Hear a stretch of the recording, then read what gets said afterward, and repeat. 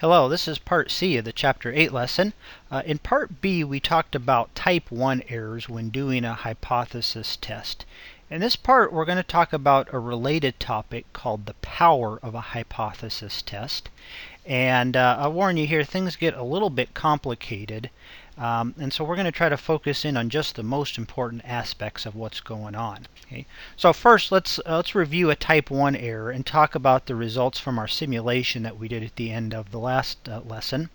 Type 1 error, remember, was the error of rejecting a true null hypothesis. The null hypothesis is either a true statement or a false statement. If the null hypothesis is a true statement, then rejecting it would be an error. That's what we call a type 1 error. Now, in our simulation, as we ran it in the last lesson, the null hypothesis was a true statement. And so we committed a type 1 error each time that we rejected the null hypothesis. And so if you remember in that simulation, in the upper right-hand corner, we calculated the proportion of times that the null hypothesis was rejected. And so that proportion we could take as an estimate of the probability of a type 1 error. And what we saw is that in every case that we ran the simulation, that proportion of times was very close to the value of alpha, the significance level. And so what that illustrates, and this can be shown in general, that the true probability of a type 1 error is equal to alpha, the significance level. And so if we work at a 95% confidence level where alpha is 0.05, then we have about a 5% chance of making a type 1 error.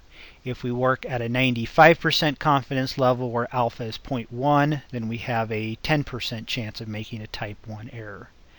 And so that begs the question, well, if alpha is the probability of a type 1 error, and we don't want to make a type 1 error, why don't we always use an alpha equals 0.01 significance level?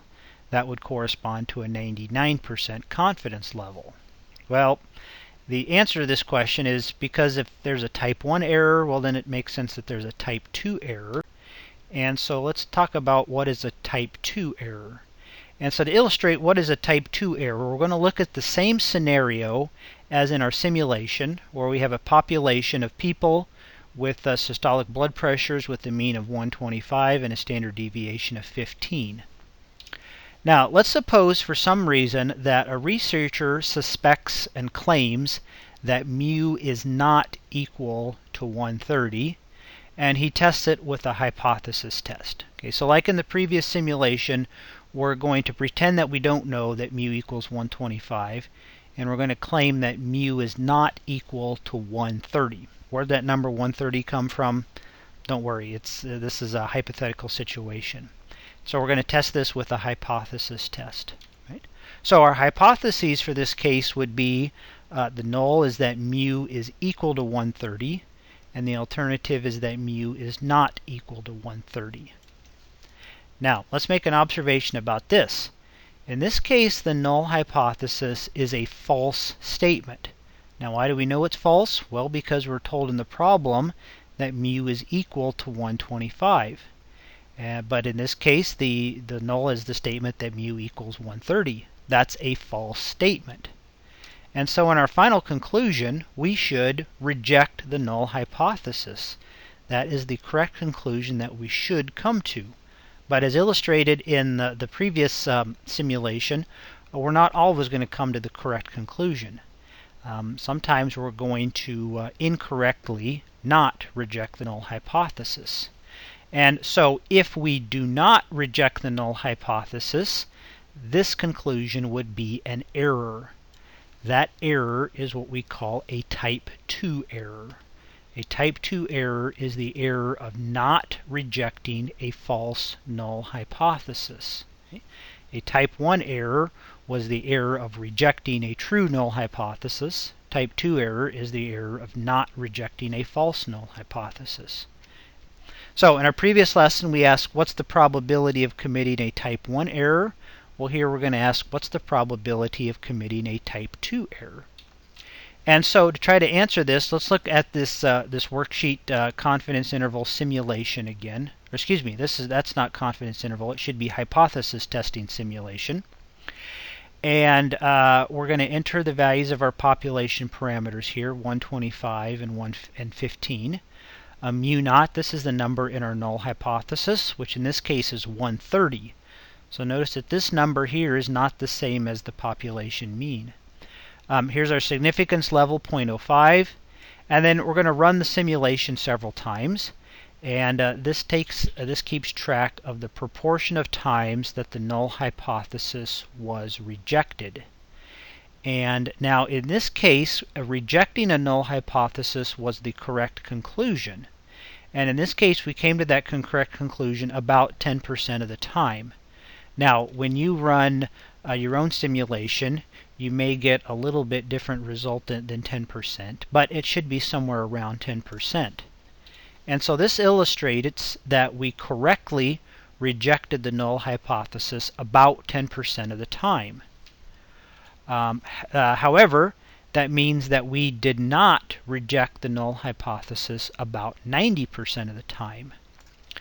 And so what that means is that we committed a type 1 error about 90% of the time.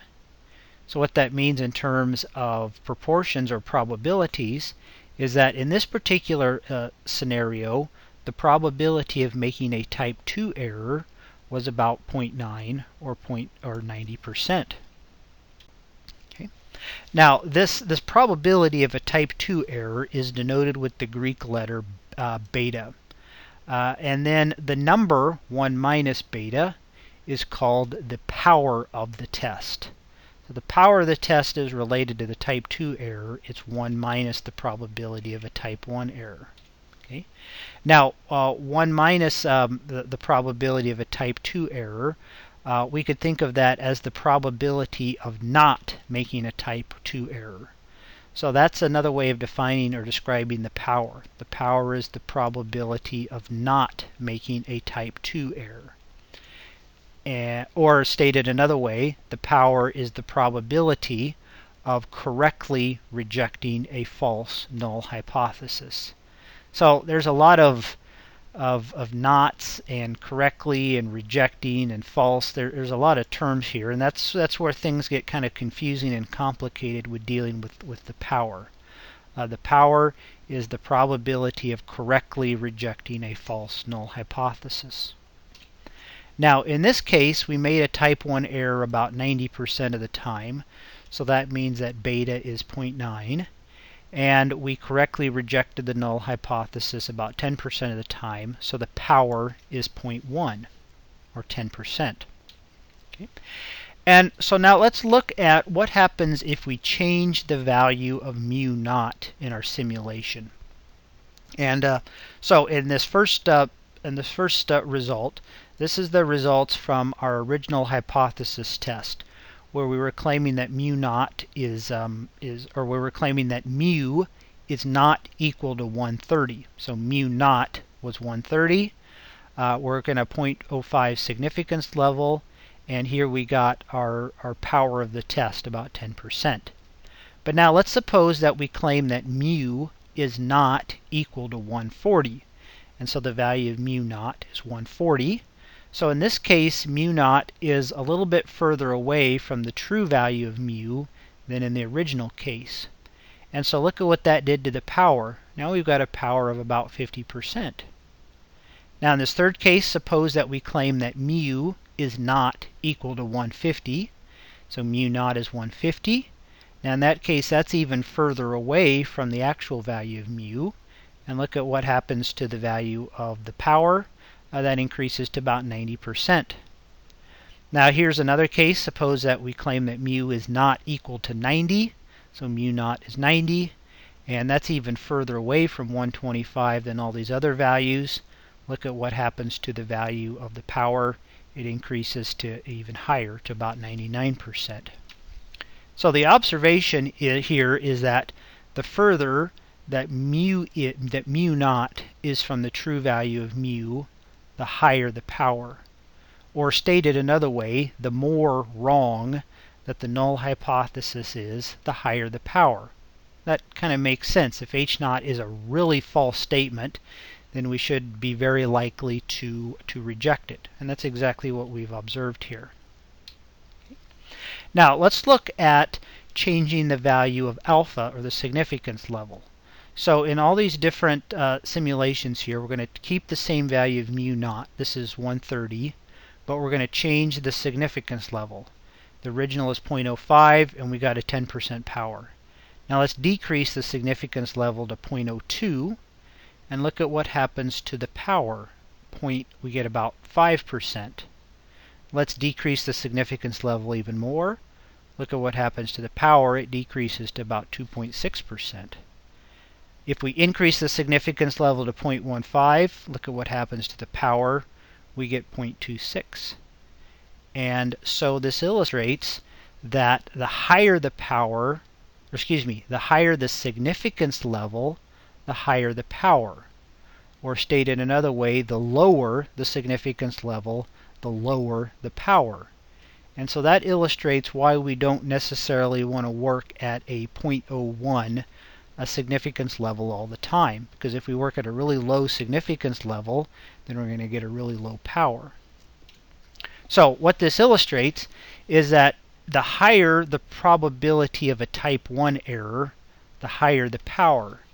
Remember, the probability of a type 1 error equals a significance level. So if we have a high probability of a type 1 error, then we have a higher power. Well, that seems kind of contradictory, because we want a high power. High power is a good thing, but we want a low probability of a type 1 error.